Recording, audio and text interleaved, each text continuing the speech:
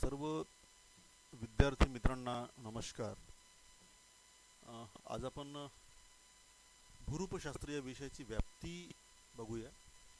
यापूर्वी आपण भूरूपशास्त्र या विषयाचा परिचय करून घेतलेला आहे. आपण भूरूपशास्त्र म्हणजे नेमकं काय, भूरूपशास्त्राचं स्वरूप कसं असेल याची चर्चा जी आहे आपण या अगोदरच्या व्हिडिओमध्ये आपण केलेली आहे.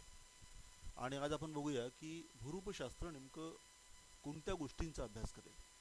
भूरूपशास्त्राच्या अभ्यासाची व्याप्ती जी आहे ही व्याप्ती कुठपर्यंत असेल. भूगोलातील कोणत्या नेमक्या बाबींचा अभ्यास जो आहे हा भूरूपशास्त्र करेल या विषयीची चर्चा जी आहे ही आजच्या व्हिडिओमध्ये आपण करूया. आपण भूरूपशास्त्राची व्याख्या करताना आपण बघितलं होतं की भूरूपशास्त्रामध्ये नेमका अभ्यास जो केला जाईल तो हा केला जाईल की पृथ्वी तलावरील जी काही भूरूप आहेत, पृथ्वी तलावरील जी काही आपल्याला वेगवेगळी जमिनीची रूपं आपल्याला पाहायला मिळतात, पर्वत असेल, पठार असेल, मैदान असेल, जे काही आहेत या सगळ्यांना आपण भूरूप असं म्हणतो आहे. आपण इतकंच नव्हे तर या सगळ्या भूरूपांना आपण प्रायमरी, सेकंडरी आणि टर्शियरी अशा 3 भागात त्यांना डिवाइड करायचा प्रयत्न आपण केलेला आहे. या सगळ्यांची निर्मिती पृथ्वी तलावर कशी झाली या गोष्टीचा अभ्यास जो आहे हा भूरूपशास्त्र करतो आहे. आणि अशा प्रकारची व्याख्या जी आहे ही व्याख्या आपण बघितली होती. असं जर असेल तर आपल्या विषयाचा नेमका जो काही एक गाभा जो आहे हा गाभा हे असेल की पृथ्वी तलावर हे सगळे भूरूप जे आहेत हे सगळे भूरूप कसे निर्माण झालेले आहेत, या भूरूपांच्या निर्मितीसाठी त्यांच्या पाठीमागं असणाऱ्या ज्या काही प्रक्रिया असतील, ज्या काही शक्ती असतील, या शक्ती नेमक्या कोणत्या आहेत यांचा शोध घेण्याचा प्रयत्न जो आहे हा आपण या भूरूपशास्त्र विषयाच्या व्याप्तीमध्ये आपण करूया, मला असं वाटतंय. आणि नेमक्या या शक्ती ज्या आहेत या शक्तींना ओळखल्याच्या नंतर आपल्याला हे सुद्धा तपासायचं आहे हो की ही अमुक नावाची शक्ती जी आहे या भूरूपाच्या निर्मितीसाठी कारणीभूत ठरलेली आहे. हे म्हणत असतानाच ही शक्ती जी आहे ही भविष्यामध्ये याच दराने समजा काम जर करत असेल तर भविष्यामध्ये आत्ता तुम्हाला जो भूरूप पाहायला मिळतो आहे हा कसा असेल, भविष्यामध्ये त्या भूरूपाचं स्वरूप कसं बनलेलं असेल, तो कसा बदलेल याचाही शोध घेण्याचा प्रयत्न, किंबहुना याची भविष्यवाणी करण्याचा प्रयत्न जो आहे हा या विषयामध्ये केला जातोय. आणि त्यामुळे आपल्याला असं म्हणता येईल की हे वाक्य आपण या ठिकाणी वाचूया. Geomorphology seeks to understand why landscape look the way they do. आत्ता तुम्हाला जे काही लँडस्केप म्हणजे भूरूप, हे भूरूप तुम्हाला आत्ता जे तुम्हाला दिसत आहेत ते तशा पद्धतीनं का बरं दिसत आहेत याला शोधायचा प्रयत्न जो आहे हा भूरूपशास्त्र करणार आहे. To understand landforms, history and dynamics and predict future changes through the combination of the field observation, physical experiment and numerical models. तुमच्याकडे जो काही आत्ता तुम्हाला अभ्यास आहे, तुमच्याकडे जे काही ज्ञान जे आहे किंवा तुमचा अनुभव आहे त्या अनुभवाच्या आधारावर तुम्हाला असे काही एक मॅथमॅटिकल मॉडेल, तुम्हाला असे काही न्यूमेरिकल मॉडेल्स निर्माण करायचे आहेत आणि त्याच्या आधारे तुम्हाला हे सांगायचं आहे की भविष्यामध्ये हा भूरूप जो आहे, जो आज मला उंचवटा मला पाहायला मिळतो आहे, तो उंचवटा कदाचित जमिनीपर्यंत किंवा ज्याला आपल्याला अतिशय खालच्या स्तराचा एक लेवल जो आहे, ज्याला आपण पेनी प्लेन किंवा ज्याला आपण पॅडी प्लेन असं म्हणतो आहे, त्या स्तरापर्यंत गेलेला असेल. अशा प्रकारची भविष्यवाणी जी आहे ही भविष्यवाणी सुद्धा आपल्याला करायची आहे या विषयाच्या अंतर्गत. आणि त्यामुळं मला असं वाटतं की हा विषय जो आहे हा विषय कोण कोण अभ्यासेल, या विषयाची व्याप्ती जी आहे ही व्याप्ती कुठपर्यंत जाईल यांचा विचार आपण जेव्हा करतो आहे तेव्हा आपल्याला म्हणता येईल या ठिकाणी की geomorphology is practised within geology. मला तर एका शास्त्रज्ञाचं मला नावच या ठिकाणी घ्यावं असं वाटतं की थॉर्नबरीचं एक वाक्य असं म्हटलं की geology is primarily the geology. भूरूपशास्त्र काय आहे तर थॉर्नबरी असं म्हणतो आहे की भूरूपशास्त्र अगदी प्राथमिक दृष्ट्या समजा आपण तपासून जर पाहिलं असेल तर ते भूगर्भशास्त्र आहे. अशा प्रकारचं मत जे आहे हे मत थॉर्नबरींनी व्यक्त केलं होतं. थॉर्नबरी असं म्हणतो आहे it is a science which deals with the landforms but ocean floor is also covered within the जिओमॉर्फॉलॉजी.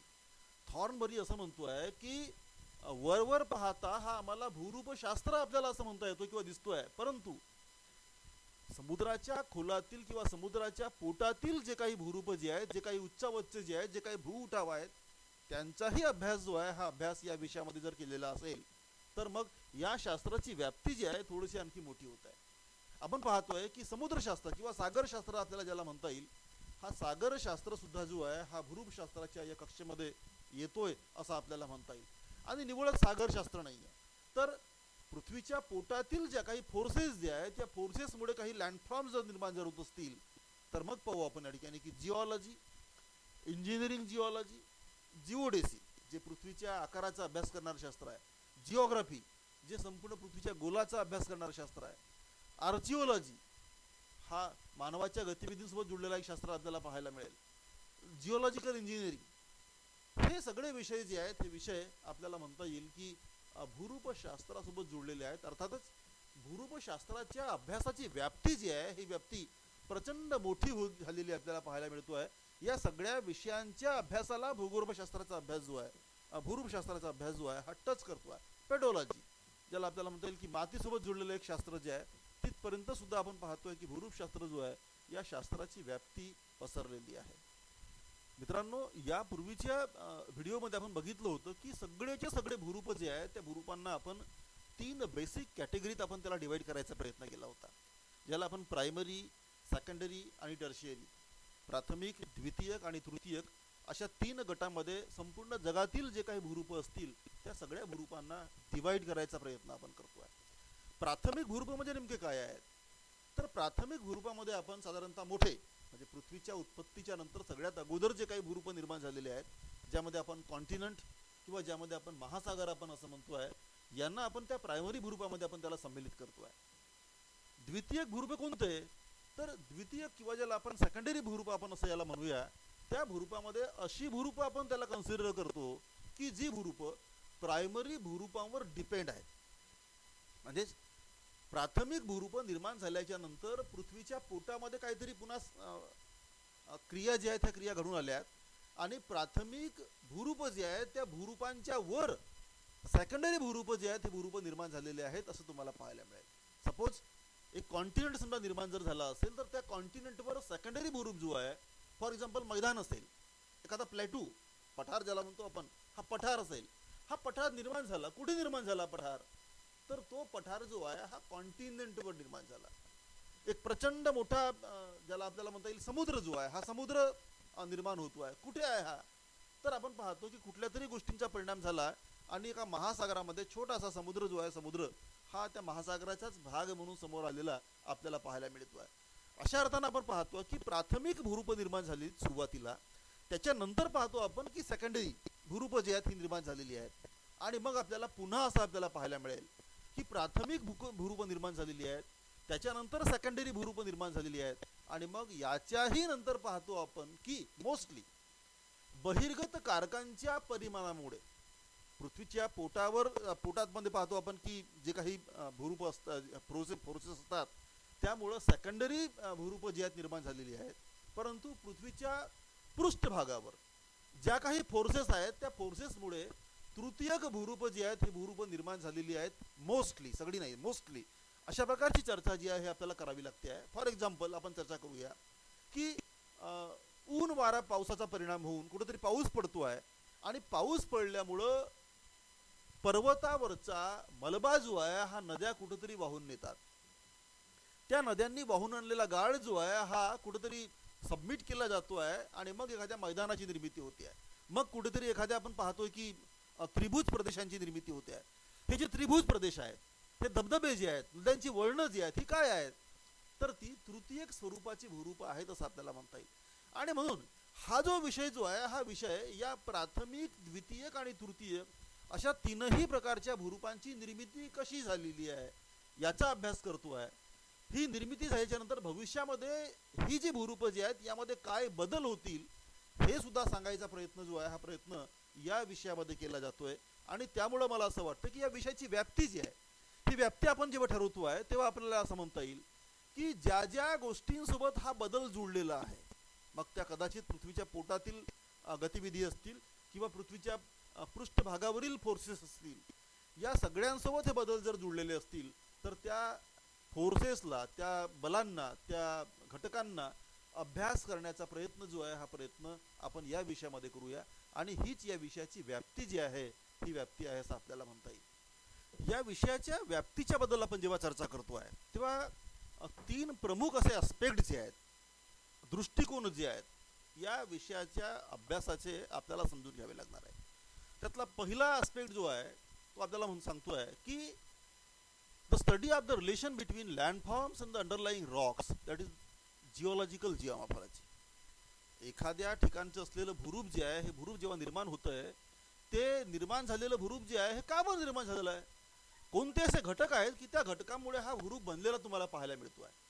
समजा आत्ता तुम्हाला एखादी पहाडी जर पाहायला मिळत असेल, तर ती पहाडी जी आहे तुम्हाला जी दिसत आहे ती कशामुळे निर्माण झालेली आहे, त्या पहाडीला कोण निर्माण केलेलं आहे, प्रश्न असा आहे. याची उत्तरं जी आहेत हे उत्तर देण्याचा प्रयत्न आपण जेव्हा करतोय, W.M. डेव्हिस, विलियम मोरिस डेव्हिसचं एक वाक्य जे आहे, हे वाक्य मला या ठिकाणी कोट करावं असं वाटतंय. तो असं म्हणतो आहे की तुम्हाला आत्ता जे काही तुम्हाला पाहायला मिळत आहे हे 3 गोष्टींमध्ये तुम्हाला पाहायला मिळत आहे. Number 1, how is a structure. पैतृक खडक जो आहे की ज्या भागावर हा तुम्हाला भूरूप पाहायला मिळतोय तो कसा आहे. नंबर 2, त्या पैतृक खडकावर इंटरनल किंवा एक्सटर्नल प्रोसेस ज्या काय त्या प्रोसेस कशा काम करतात आणि त्याने किती ताकदीनं आतापर्यंत काम केलेलं आहे, त्यानुसार तो बदललेला तुम्हाला पाहायला मिळेल. आणि नंबर 3, किती वर्षांपासून त्या घटना ज्या आहेत किंवा त्या प्रक्रिया ज्या आहेत ह्या कामं करत आहेत. स्ट्रक्चर, प्रोसेस आणि टाइम, ह्या 3 गोष्टी ज्या आहेत ह्या 3 गोष्टींचा परिणाम एखादा भूरूप असतो आहे, अशा प्रकारचं मत जे आहे विलियम मोरिस डेव्हिस, त्याला फादर ऑफ अमेरिकन जिओमॉर्फॉलॉजी आपण त्याला म्हणतो आहे, हा मोरिस असं म्हणतो आहे की तुम्हाला जे काही दिसत आहे हा परिणाम कशाचा आहे, हा 3 गोष्टींचा आहे. नंबर 1 की पैतृक खडक कसा आहे, स्ट्रक्चर कसा आहे. नंबर 2, कोणकोणत्या प्रोसेस किंवा प्रक्रिया जी आहेत, जिओमॉर्फिक प्रोसेस जे आहेत ह्या त्यावर काम करतात. आणि नंबर 3, किती वर्षांपासून त्या काम करतात. या 3 गोष्टींचा परिणाम जो आहे, हा परिणाम तुम्हाला तो खडक तुम्हाला पाहायला मिळेल, अशा प्रकारचं मत त्याने व्यक्त केलेलं आहे. यामुळे आपल्याला असं म्हणता येईल की geomorphology is a concern with the interaction between denudation processes and the rock strength. तुम्हाला जे काही आत्ता आपल्याला पाहायला मिळतं आहे ते डिसाईड होईल कशानुसार, तर तुमचा पैतृक खडक जो आहे, स्ट्रक्चर जो आहे, रॉक स्ट्रेंथ कशी आहे, हा पहिला घटक. आणि दुसरा जो आहे डेन्युडेशन प्रोसेसेस, म्हणजे त्या खडकावर ज्या काही विदारणाच्या क्रिया घडून येतात त्या विदारणाच्या क्रियासुद्धा किती ताकदवर आहेत, त्यानुसार तुमचा खडक जो आहे हा खडक बदलताना तुम्हाला पाहायला मिळेल. Hence the precise investigation of the resistance of the rocks to denudation, detail experimental work on the rock must be carried out. तुमच्या विषयाची व्याप्ती ठरवताना आपल्याला दोघांकडेही पाहावं लागेल. नंबर 1 की तो तुमचा पैतृक खडक जो आहे कसा आहे, स्ट्रक्चर कसा आहे ते आपण पाहूया. आणि नंबर 2, या विषयामध्ये आपण ज्या काही डेन्युडेशनल प्रोसेसेस जे आहेत पृथ्वीच्या पाठीवर किंवा पृष्ठभागावर, ऊन, वारा, पाऊस या सगळ्यांचा परिणाम होऊन जो काही तुम्हाला खडक जो आहे खडक विदारित होतो आहे आणि तुम्हाला त्यामध्ये चेंजेस पाहायला मिळतात, त्यावेळेस तुम्हाला हे सुद्धा पाहावं लागेल की त्या प्रोसेसची ताकद जी आहे किती मोठी आहे, किती कालावधीपासून त्या प्रोसेस जे आहेत त्या ठिकाणी काम करतात, या गोष्टी आपल्याला बघाव्या लागणार आहेत. हीच गोष्ट ग्रेगरी, एक मोठं नाव आहे जिओमॉर्फॉलॉजी मधलं, त्याने एका फॉर्म्युल्याच्या माध्यमातून हे समजून सांगितलेलं आहे. पण हा काय म्हणतोय सुरुवातीला, in its second sense geomorphology is a study of the evolution of the landscape. Such studies have been term denudational chronology. तुम्हाला जे काही खडक आता तुम्हाला पाहायला मिळतात किंवा जे काही भूरूप तुम्हाला पाहायला मिळतात त्या भूरूपांना आपण डेन्युडेशनल क्रोनॉलॉजी, त्यांच्या विकासाच्या क्रमात त्यांना पुढे आणि त्यांच्या विकासाच्या क्रमात त्यांना मागं सुद्धा आपण नेऊ शकतो आहे. Such studies attempts to reconstruct succession of the pictures of the relief at different times.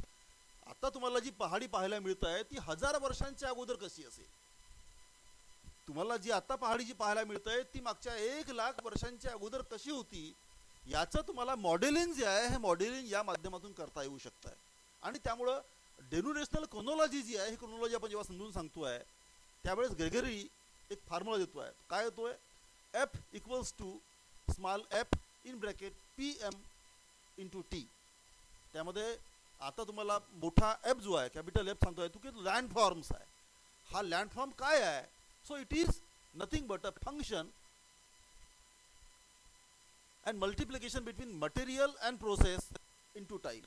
या दोघांनी कोणत्या वेगानं काम केलेलं आहे आणि किती कालावधीपासून काम केलेलं आहे याच्या आधारावर हे आपण सांगू शकतोय. अशा प्रकारचं मत जे आहे हे ग्रेगरी मांडतोय. ग्रेगरीच्या मतासोबत आणखी एक मला मत जे आहे मत या ठिकाणी ठेवायचं वाटतंय. एक स्कॉटिश जिओमॉर्फॉलॉजिस्ट आहे हा, जेम्स हटन, फार मोठं नाव आहे. आणि जेम्स हटनचं एक वाक्य जे आहे हे वारंवार आपल्याला कोट करावा लागतोय. तो असं म्हणाला होता की प्रेझेंट इज अ की ऑफ पास्ट. हिंदीमध्ये वर्तमान भूतकाल की कुंजी है अशा प्रकारचं फार एक फेमस नाव जे आहे, जेव्हा आपण हिंदीमध्ये जिओमॉर्फॉलॉजीला आपण भू आकृती विज्ञान असं म्हणतोय, या भू आकृती विज्ञानमध्ये आपण पाहतोय की हे वाक्य मोठ्या आदराने ठेवलं जात आहे. हटन असं म्हणतोय की आप जो कुछ देखते हैं फिलहाल it is nothing but is a result of the past.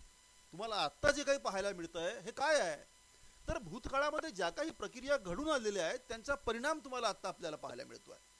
तुम्ही एखाद्या दगडाकडे जर पाहत जर असाल, तुम्ही एखाद्या पहाडीकडे जर पाहत असाल, तर तुम्ही त्या पहाडीकडे वर्तमान काळात पाहत नाहीये.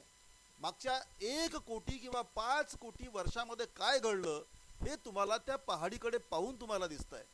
हिमालयात आम्ही जेव्हा जातोय, हिमालयामध्ये तुम्हाला आताही वाळूचे दगड आणि वाळूचे गोलाश्म तुम्हाला पाहायला मिळतात. काही मासोळ्यांचे फॉसिल्स तुम्हाला पाहायला मिळतात. हे सगळं तुम्हाला हिमालयात जर दिसत असेल तर याचा अर्थ असा होतोय की हिमालय जो आहे हा केव्हा तरी समुद्रामध्ये होता. तो समुद्र तुम्हाला हिमालयामध्ये पाहता येतोय का, ही चर्चा जी आहे आपल्याला या विषयामध्ये करायची आहे. त्यामुळं जेम्स हटनचं हे जे वाक्य जे आहे की प्रेझेंट इज अ की ऑफ पास्ट, या आधारावरून अनंत असे मॉडेल्स जे आहेत हे मॉडेल्स आपण रिकन्स्ट्रक्ट आपण करू शकतोय. आणि त्यामुळं जिओमॉर्फॉलॉजीच्या व्याप्तीच्या बद्दल मी जेव्हा चर्चा करतोय तेव्हा हिस्टॉरिकल ओव्हरव्ह्यू किंवा हिस्टॉरिकल अप्रोच जो आहे हा अप्रोच लँडफॉर्मला सुद्धा आपल्याला अप्लाय करता येतो आहे, हे मत जे आहे हे त्यांनी सांगितलेलं आहे.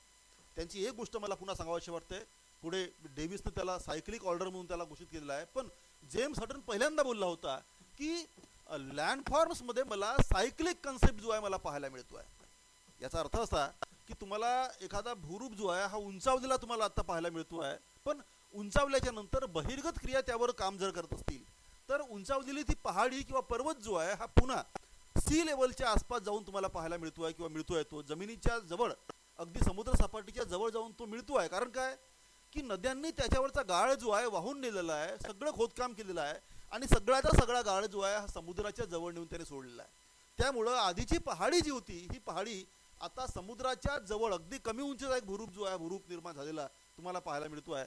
त्याला त्यांनी पेडी प्लेन किंवा पेनी प्लेन असं एक नाव जे आहे हे नाव त्यांना दिलेलं आहे.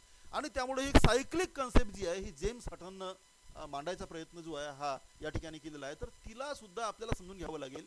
या विषयाच्या व्याप्तीमध्ये आपण जेव्हा चर्चा करतोय तेव्हा आपल्याला हा हिस्टॉरिकल प्रिव्ह्यू जो आहे या संपूर्ण विषयाचा किंवा हिस्टॉरिकल अस्पेक्ट जो आहे हा अस्पेक्ट सुद्धा हा व्याप्तीमध्ये मोडतोय असं आपल्याला म्हणता येईल.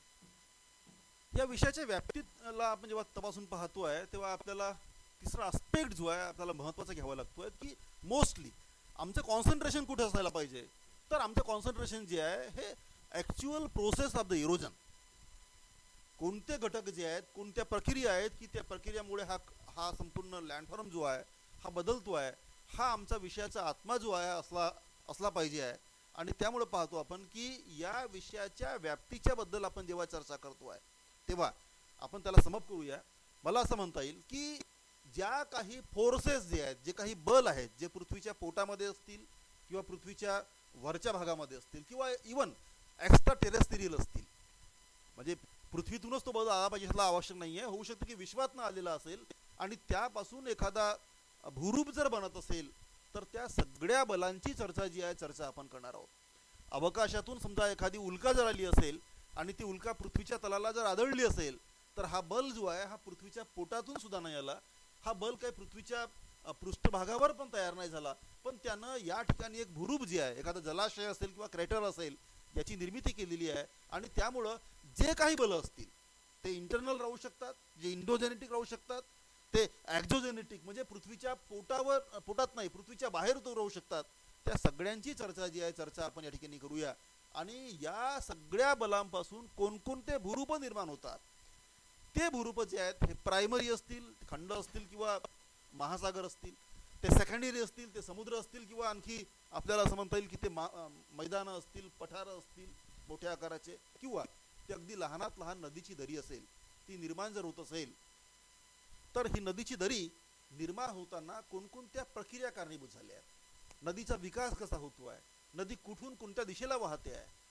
हिमनदी असेल तर त्या हिमनदीचा अंत कसा होतो आहे, त्या हिमनदीचा गलोड जो आहे किंवा तिचा तो जलोड ज्याला आपण म्हणतोय तो कोणकोणत्या भूरूपांची निर्मिती करत आहे. तिचा टर्मिनेशन ज्याला शेवटचा कालावधी कसा असेल, हवा जर असेल ती हवा कोणत्या भूरूपांची निर्मिती करताय, वाळूच्या टेकड्या कशा बनतात, या सगळ्या लहान लहान भूरूपांची निर्मिती होताना कोणकोणते बल, कोणकोणत्या प्रक्रिया त्या ठिकाणी काम करतात, त्या प्रक्रिया कोणकोणत्या घटकांपासून प्रभावित होतात, कोणत्या वेळेस त्या जास्त ताकदशील असतात आणि कोणत्या वेळेस त्या वीक असतात, या सगळ्या गोष्टींची चर्चा जी आहे ही चर्चा आपण या ठिकाणी करणार आहोत. या विषयाची व्याप्ती आपण जेव्हा ठरवतोय तेव्हा एक महत्त्वाचा अंग आपल्याला म्हणता येईल तो असा की युटिलिटी, त्याचं अप्लाइड नेचर जे आहे हे सुद्धा आपण ठरवतो आहे की या विषयाची व्याप्ती जोपर्यंत अप्लाइड पर्यंत जाणार नाही आहे, या विषयाच्या उपयोगितेपर्यंत जाणार नाही आहे, तोपर्यंत तो विषय जो आहे कामाचा असणार नाही आहे. आणि त्यामुळं नवीन काळामध्ये पाहतो आपण की जिओमॉर्फॉलॉजीची ही जी व्याप्ती जी आहे यासाठी मोठी झालेली आहे, कारण हा विषय जो आहे हा जास्त आज अप्लाइड स्वरूपात येताना आपल्याला पाहायला मिळतो आहे. तर मला असं वाटतं की या सगळ्या अंगांना आपण टच केलेला आहे. आपण पुढे या विषयाचा आणखी गाभा जो काय असेल त्याला पाहायचा प्रयत्न आपण करणार आहोत. थँक्यू. या सर्वच व्हिडिओ आपण पुन्हा नव्यानं आपण इतर विषयावर आपण या ठिकाणी घेणार आहोत. सगळ्यांनी रेग्युलर अटेंड करावं. थँक्यू.